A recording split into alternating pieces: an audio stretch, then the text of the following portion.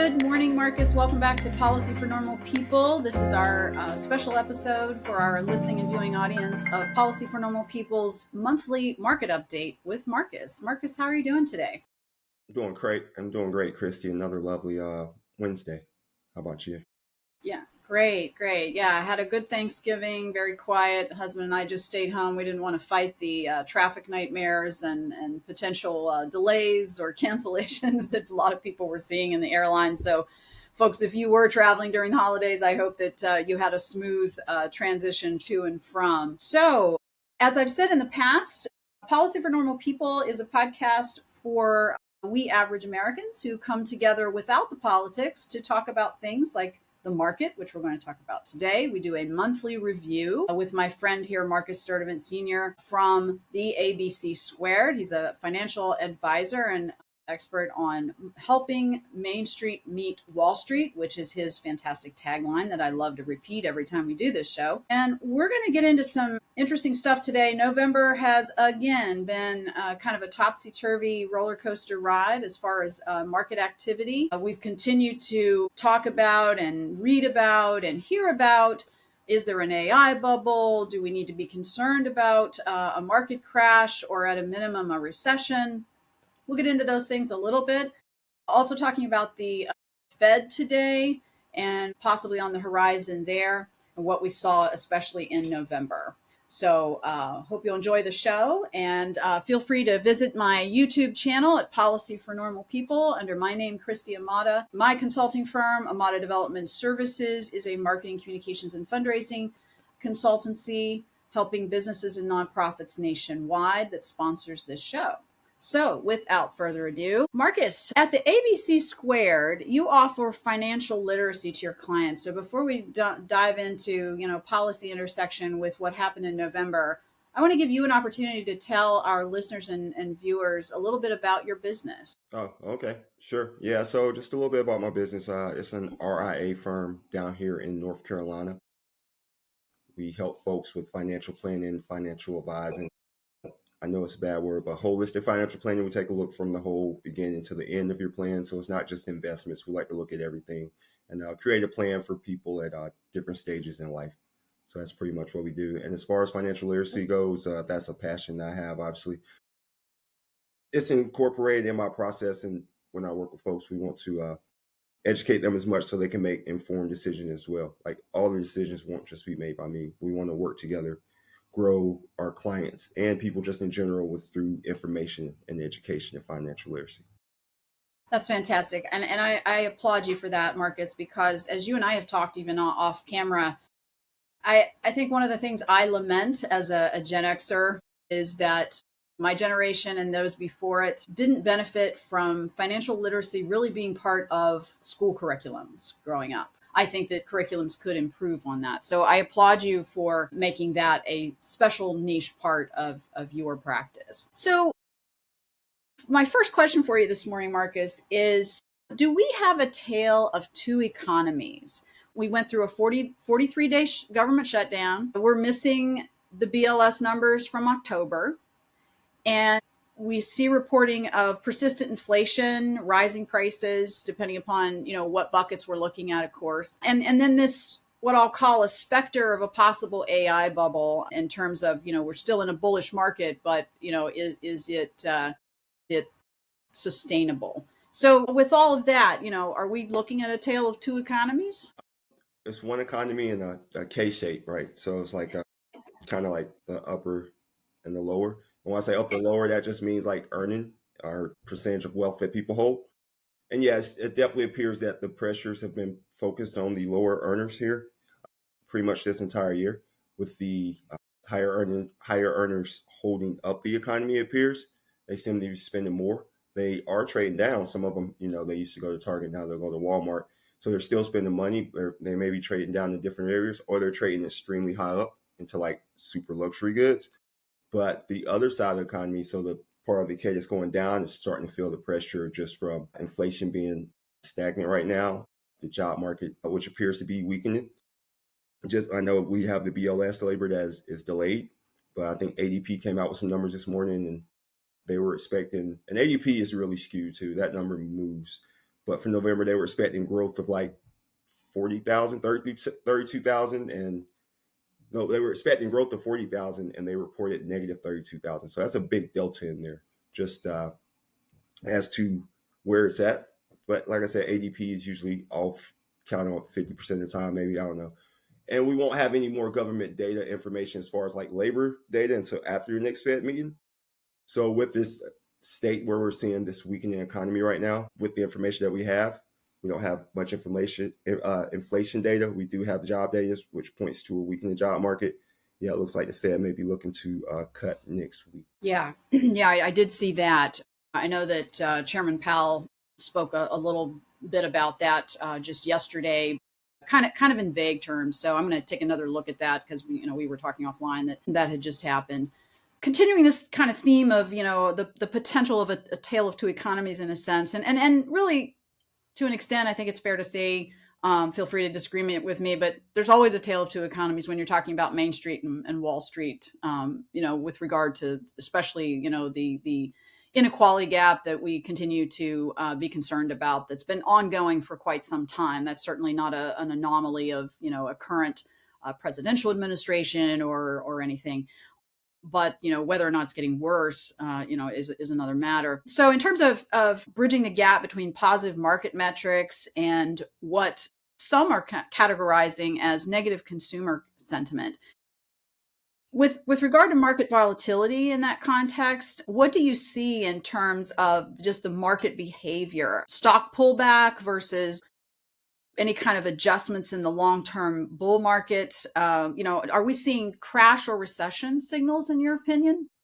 No, not yet. Not necessarily crash or recession signals. We just had like a 5% pullback, so that's not even a full correction, right? Okay. Like you need a 10% pullback from your highs pretty much to be somewhere in correction territory. So we had like a 5% from pullback last month, but the month actually ended positive for stocks, right? It eked out positive gains on Friday for most of the indexes, and the small caps continue to like dominate. As far as returns goes here in the last few months, people haven't really paid attention to it. They're usually paying attention to the Mag 7 and the big large cap companies. AI, I know you were speaking about that and whether that's a bubble. AI is it's an interesting thing. We're going into 2026 where it's a point where coming up, I think yesterday or earlier this week was like the 3-year anniversary of Chat GTP coming out. 3 years already? Wow. Yeah, or OpenAI. One of those big Believe AI it. companies just came out like 3 years ago. But Yeah. we're in a stage where you've been throwing capital expenditures into these companies next year. People want to see returns on that investment. How is AI impacting the returns? That's something people are looking for as far as with the AI right now. So if you're looking at the bubble itself, you have to look at and see, can these companies that are spending all this money afford to spend all this money? Most of them that are like the large companies, they have CapEx to spend. And then how are they spending the money? You look at a company like Oracle, which has a lot of people worried right now. I don't know, worried might not be the proper word, but it brought the AI thing to light when they started doing the credit default swaps, where they were essentially loaning out money or issuing bonds, issuing loans against their assets versus sending out the equities. So taking a debt position versus pledging equities, whereas, the equities, the stocks, they could pledge stocks could go up 20, 30%. Whereas the debt, they could be set at, say, 5, 6% to pay that back. So that gap in between there is why companies do it in debt. I mean, that's just business. That's just economics. Most companies fund things in debt. But you have to make sure that all this debt isn't funded and overextended and then in a circular nature, like where is the money coming back to?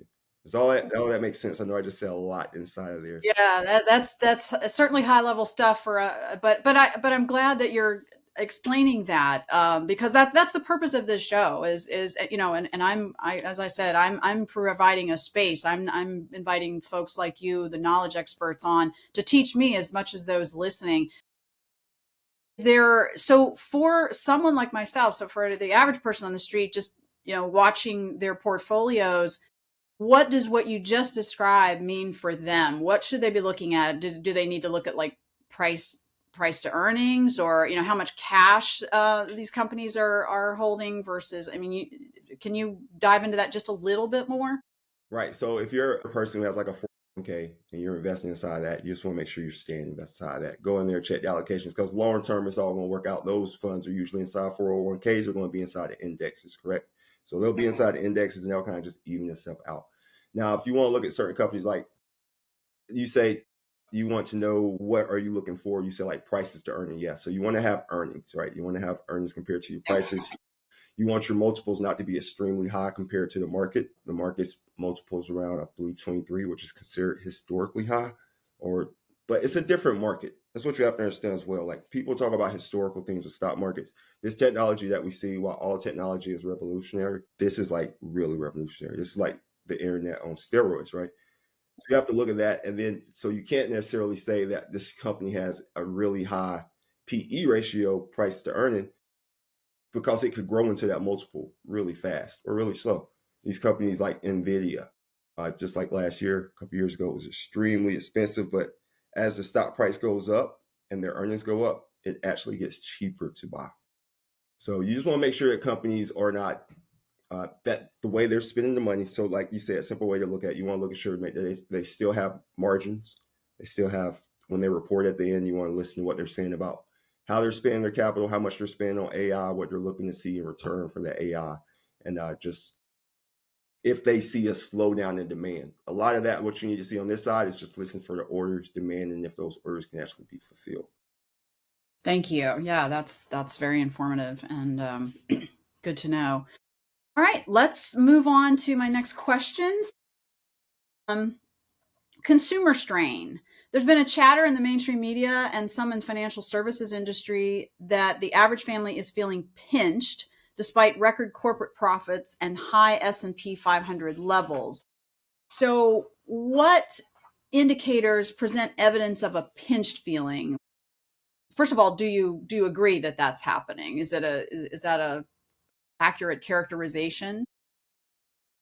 Yeah, the average Americans are feeling the pinch. So we haven't had any inflation data right here lately, but you can go out and look and see if prices are higher and prices have grown.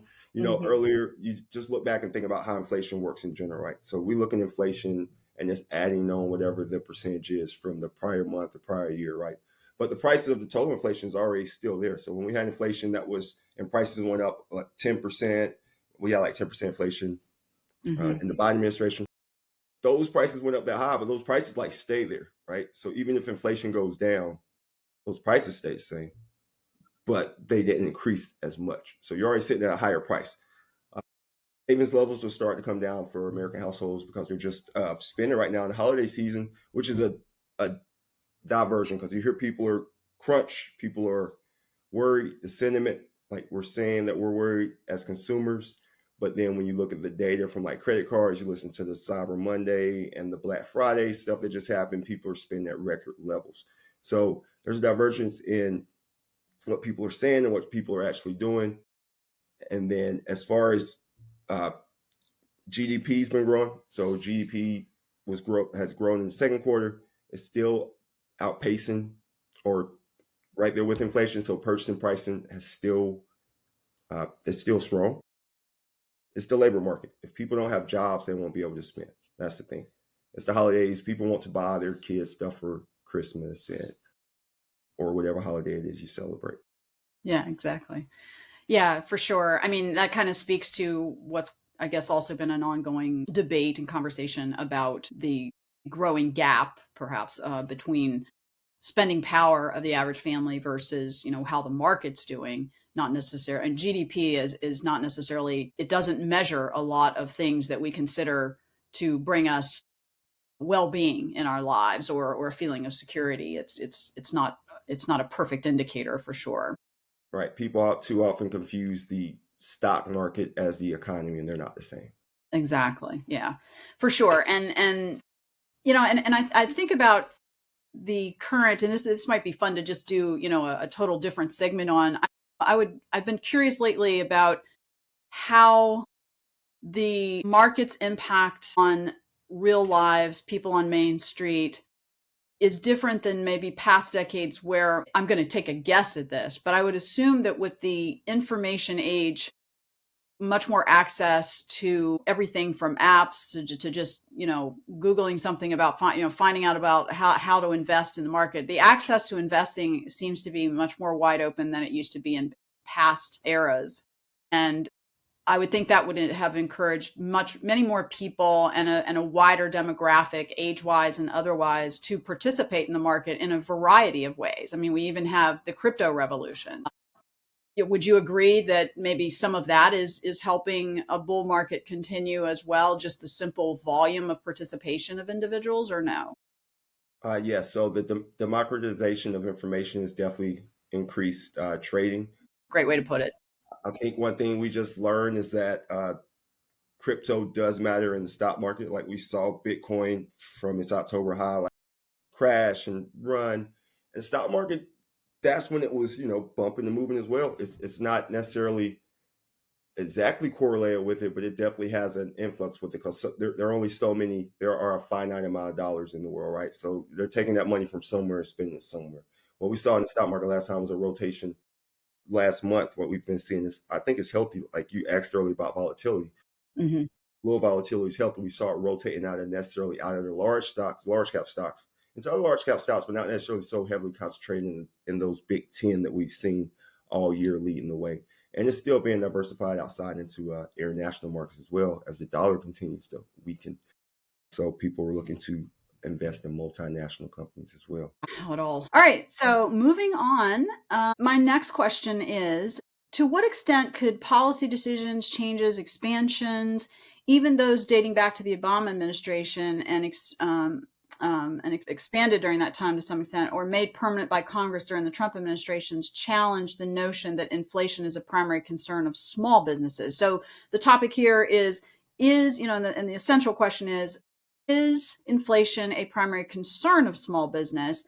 And I kind of prefaced with that context because, and I'll just give a little bit of information here prior. During the Obama administration, we had the qualified small business stock incentive was passed, and then it was expanded during the Trump administration by Congress in OBA, or the One Big Beautiful Bill Act, as it's known. And then we also Congress extended the permanency of the Tax and Jobs Act of 2017. I always say that backwards.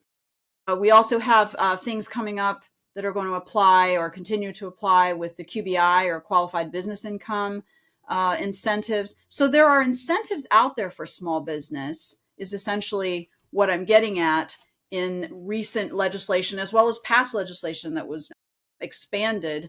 So how does that weigh against what inflation may be doing for small business concerns or activity? Right. So yeah, those benefits they'll kick in. Like another one is the accelerated bonus depreciation, where they could bonus up to like 100% of things. But we haven't really seen a lot of that happening yet. People are still waiting to see how those things are going to roll out into 26, how they're going to affect them. But like some of these things they could be doing right now, right? Taking that accelerated bonus depreciation, things that the qualified business income, things of that nature. Inflationary, like small businesses, yeah, they can't handle inflation or price changes or tariffs as well as large corporations. They just don't have the balance sheets, right? So some things that small businesses may do it, and this is how while rate cuts matter sometimes and rate cuts don't matter sometimes, a small business may not hire that person during the extra person during the holiday season. They might just say, that business owner might just come in and say, I'm going to have to work longer and I'm going to have to do more of a job this time, increase productivity inside his business. But overall, by not hiring that other person, decreasing productivity for or capital that could be spent into the economy, right? Because that person doesn't have a job. Remember, you have to have jobs to have money. People have to have jobs. Unemployment gets out of control. That's where it all really goes crazy. And they also may say, okay, maybe I won't carry this SKU in this product this year, right? I'll cut that back. One of the things that really jumped out with the ADP report is that a lot of the job loss that people were seeing were in small companies, like 50 employees and under, right? So that's really makes up like 35-40% of jobs in the country. So when small businesses start to feel the pinch of inflation, they don't run to the White House, or maybe they'll go speak to their local representatives and say, hey, I'm feeling this pinch, but they don't have the same voice as large corporations. They don't have the same balance sheet as large corporations, so they have to navigate it differently. like I said, and then their local community, because most small businesses operate inside the local community, right? They don't want to increase taxes on the local community, or not taxes, or increase prices on the local community, which is like attached to the local community, but they don't want to make their consumer pay more. So they're trying to figure out ways. Small business owners are really creative in ways to save. They've been doing it for a while. So inflation, they will feel it first, or they'll feel it most, but we'll navigate it as well. Yeah, that's a good point, Marcus, about, again, getting back to kind of what we talked about earlier with sort of the gap between, that the market's not necessarily an indicator of prosperity for people on Main Street when jobs are at risk. And you're also dumping into the unemployment line a lot of people from the nonprofit sector, federal workers, in addition to those who were already looking for work. That creates a condition where, the spending power of the average American and their well-being for them and their family, there may be a divide that's continuing to grow as long as that condition remains, despite whatever market returns there are. All right, let's see, what have we got? All right, we're going to pivot now. I want to talk a little bit about the Fed in particular. Will or will there not be a rate cut? I know you, I think you mentioned earlier in the show that you thought there would be another cut.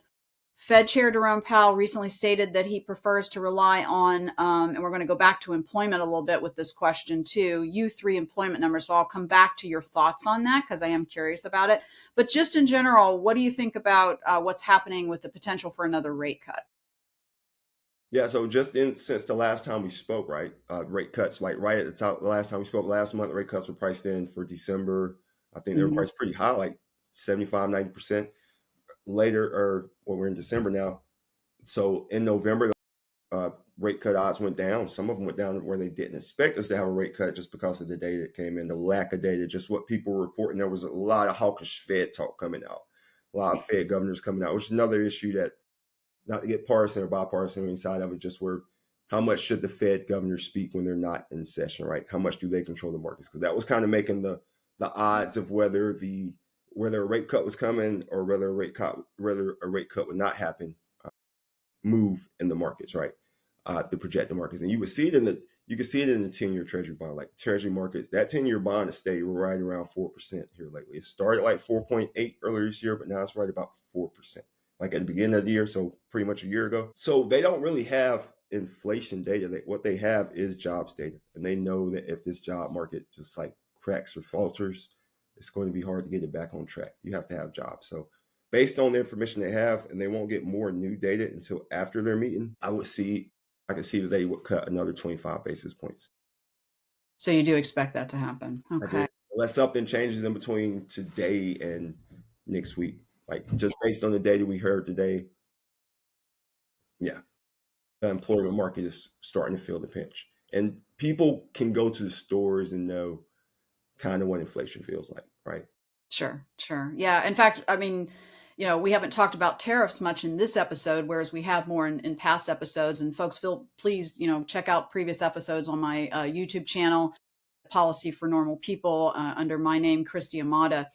But I did see this morning where Costco sued the administration over the tariffs because of the effects it was having, and their belief that, as I know other companies think too, that the actions of the administration were illegal in terms of how they're enacting the tariffs. And again, we don't get into the politics of any of that on this show. That's not the purpose of this show. But I did happen to see where clearly big companies, even like Costco, are concerned about inflation as well, and the cost to their businesses at the border that are going to push up what they have to charge. Ultimately, it always gets passed back to the consumer. So it's kind of happening at every level, I would say. Okay, so employment, and you gave us a good segue. Again, this is at top of mind in pretty much everything we're talking about with the market, because spending power helps businesses propel forward and do well. Everything is a circular economy, if you will, in terms of the domino effect one way or the other. I recently heard that, maybe I read, I don't remember where I heard the quote or saw it, but that Chairman Powell prefers to pay more attention to U3 employment numbers. And I was hoping you could talk to us, educate us a little bit about the differences in those numbers with just a little bit of time we have left. There are 6 categories for our listeners and viewers out there of how the labor force is categorized in terms of what type of labor we're talking about. So can you tell us a little bit more, Marcus, about why you think he pays more attention to a U3 number? I think so. Yeah, U3, U6. I think are the numbers you're talking about. U6 is like what U6 is the number for like the underemployed, where you're totaling and you get the total number of unemployed people. U3 is kind of what Powell likes to look at, which shows people who are currently unemployed, people who are actively seeking employment. Right. So within the last maybe 4 weeks, you have to be actively looking for a job in that survey. And it also doesn't account for people who are underemployed, right? So people who are like classically trained doctors, or if you're trained to be a neurosurgeon and you're working as a barista, that type of stuff. Nothing wrong with that. That's what you want to do, but economically, it doesn't make sense as far as what. So U3, they're kind of measuring out. I think that's also more of like a global number. Globally, people look at the U3 number. Yeah, that's my understanding too. It's the total unemployed as a percentage of the labor force. Yeah. Globally, right? U3, right? Like other countries look at the U6 as in the total number. So that number is going to be like the U6 is always going to be higher than the U3 because it adds in people who aren't seeking employment, people who have become frustrated, like people who have been interviewing for jobs have 5-6 rounds of interviews with a job, didn't get the job, and they just say, I just need 2-3 months off from this job seeking market. People who are underemployed, those people are included in that survey. So it increases that number a lot as well. So and that, just to clarify again, that's you're referring to which category? U6 is the total one, the one I'm referring to, and Powell usually operates with U3. So I got curious in my research when I was kind of just preparing for our conversation, wondering what the effect would be on the participation rate in the survey. So the current population survey, I think, is what's used, correct me if I'm wrong, to come up with these categories of labor force numbers, right? And I found that over time, there's been a decline from about an 80 to 90% response rate in that survey of households to about 60 to 70%. Any thoughts just in general on how that can maybe skew the facts of the reporting for the BLS numbers? Well, I mean, so from like a stats standpoint, they're sending it out to a large percentage of the population. Not percentage of the population, but for like a survey, for you to have like reliable data, you're getting a large population set to get that number from. Obviously, you want 80-90% population participation in these surveys, but as it goes down, yeah, so it'll probably make the numbers less accurate. If you have more nominally less accurate, if you have people who are not responding at all, you're getting a smaller demographic responding to your surveys. But the unemployment, like I said, is sent out to different people, different times, and it's a moving metric. The range, I know I've said before, look at that range, the percentage range, 4%, 4.5%. We've been in that range, not even so much as the numbers, is the range. But yeah, we definitely need to work with our government data, getting more people to participate. I'm not sure why. That may be part of your question too. I'm not sure why the participation rates have gone down. I don't know. Yeah, I didn't see any theory about why. I just had come up with across a number that changed from within the last like 20 to 30 years. There's been a decline, and I wonder sometimes if just I don't think I've ever been surveyed, for instance. Have you ever been sent a survey? No, but I was going to say, and that may be generational, right? Like that is probably the same thing with like the census. I don't know. I haven't looked at the census to like correlate that, but people probably participate. Like different generations took more into doing those type of things, filling out that stuff.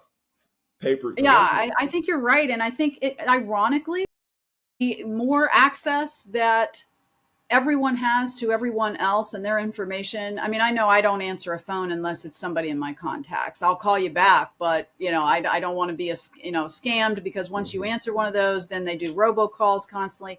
And so I think I think it would be fair to say, I mean, without looking at any research on this, but I'm sure it's out there. And I'd be interested to hear from anyone who knows about it. Leave it in the comments. But I'm curious whether the people are just so reluctant to respond today in a way that they might not have been in the past because they're worried about anything from scams to just being harassed constantly, or and we all have a short attention span. If it's a long survey, people don't want to do it anymore. If it's more than 3 questions survey, and I'm not going to say I'm not guilty, because I am. It's got to be very quick. So I just have a curiosity about how much that might be affecting the participation rate. But it's an unanswered question for right now, at least on this show. All right, well, so we're gonna come to a wrap up. It's been a great session, Marcus. I always enjoy learning things from you and being able to push that out and share it with other people. As I said, folks, we'll have this on the YouTube channel posted and in mine and Marcus's social media. So please think about subscribing to my YouTube channel. And also, Marcus, you have a YouTube channel as well, correct? I do, and don't think about subscribing. Go ahead and subscribe. It's fine. To Christy. Yeah. Go ahead and subscribe to both of our channels. Exactly. Yeah. And you can find us both on LinkedIn as well. So please do that. So last question, this kind of just general, any thoughts, any general advice on what people should be doing? Should they just kind of sit and watch, let the new year ring in and see what before they make any significant changes? I know we always talk about diversification. Do you have any general advice about portfolio watches? Yeah, so I think what we just saw towards the end of this year was a lot of people becoming more diversified inside their portfolios. A lot of tax loss harvesting happening right now, where people are selling stocks that are losing positions for them, or they may have tax bills on the other side to try to offset that. So you'll see that type of stuff at the end of the year. I wouldn't go into my personal positions making any drastic moves right now. Maybe wait till the beginning of next year and do a rebalance of some sort. As far as that goes, a thing I do want to mention for folks to think about going into next year. Yesterday was Giving Tuesday, to date this time, and Michael Dell and his wife announced that they were going to pledge like $6 billion to all these kids' babies accounts, children 10 and under. So it coincides with the Trump baby accounts. Yeah, comes out to like $250 a kid. So that's something that everyone needs to be thinking about next year if you have children or something like that. It's like we're shifting towards where these baby accounts are going to come into effect, and there's a push for private individuals to fund these things as well. Like the Dell Corporation, I guarantee you they won't be the last one coming out and making some type of commitment like that to where we're going to put this money into this pool going to these accounts. So that'll boost the stock market as well. Like, because significant investment funds, right? Yeah, that's significant. Yeah. I mean, again, true to the nature of this show, we're not going to get into any politics about things. We know there's been cuts in other places, but to the extent that we can see the landing of impact on pretty much everything we've talked about in the last few months since we started this show. And to be fair, folks, we haven't done a whole year. What would be interesting to see how next year looks too. But Marcus and I have been doing this since August. I think we started this segment.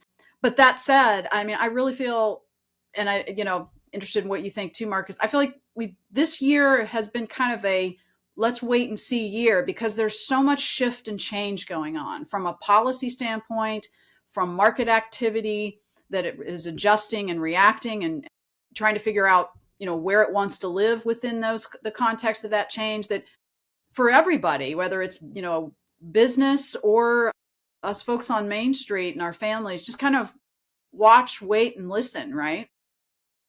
Yeah, well, I mean, it's been a year of drastic shifts, right? There's been a lot of momentum. If you just think back to where we were in February when we came out with the tariff charts, to the April lows, to where we shot up to 6 months later, to where we are kind of right now, where everything's just kind of set and resetting.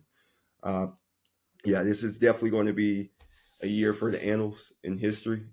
People look back at 2025 just to see, how's this going to play out? The first year of Trump's new second term, that's historical. Like, people don't generally get reelected after a year in between, or a term in between.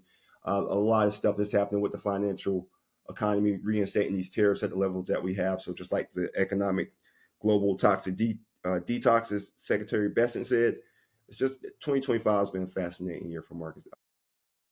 Fortunately, for a lot of people, have lost a lot of money like this year, so that hurts. But there are a lot of people who made a lot of money as well. Stay invested. and you really haven't lost any money yet. Good advice. Thanks very much. Folks, that brings our episode 4 of the monthly market update with Marcus to a close. We are not going to be recording in December, so we will see you back here January, and we will do a 2-month, kind of year changeover discussion. Again, this show is brought to you by my consulting firm, Amada Development Services, LLC. Love it also if you would go to Marcus's The ABC Squared for any additional questions. If you are looking for a financial advisor, I highly recommend Marcus. As you can tell from these episodes, he's very well informed, and he has your Main Street interest in mind first. So, Marcus, thanks so much for joining me again for an exciting episode, and I look forward to talking with you in the new year. Excellent. Thanks for having me on again, Christy. I always enjoy it. Thank you. Absolutely. See you later. Bye-bye.